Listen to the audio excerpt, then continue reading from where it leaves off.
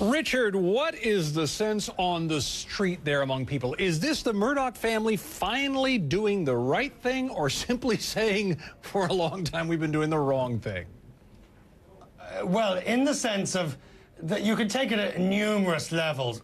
You can first of all take it that they're doing the right thing. The revulsion that has been felt by all people in Britain means that closing the News of the World was an inevitability. You can also say cynically that they are protecting their other assets. They don't want the cancerous contagion of this to go across to anything else. They want to lop it off and get rid of it.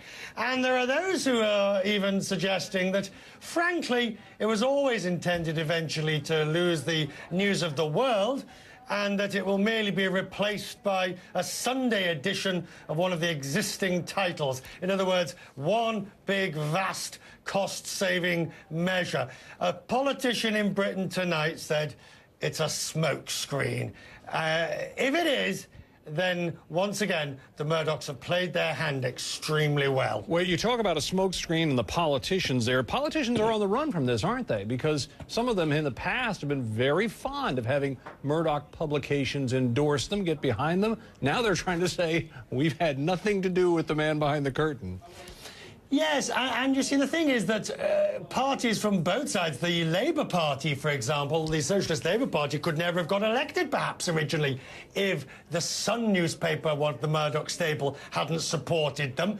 They've always needed, the current government, David Cameron, needed the Sun to come back onto his side. David Cameron is close friends with Rebecca Brooks. She was the editor of the News of the World during this scandal and is now the top executive.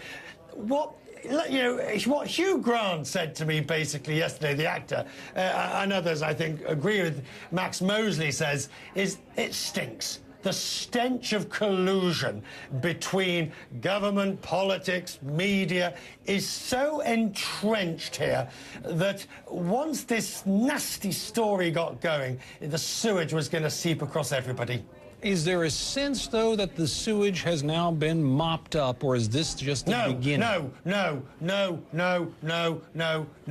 And in case you didn't quite get that idea, I'll say it again. No. Because, Tom, what we're going to get next is these two public inquiries, one into the hacking, one into the payments made to the police. And then it gets really interesting, because then the police are going to have to start to investigate not only who made the payments, which policemen received them. It's all against the law. It'll be a question of, come with me, please. I think you have some questions to answer. And nobody for a moment doubts that some people will find themselves before the courts and if convicted, in prison.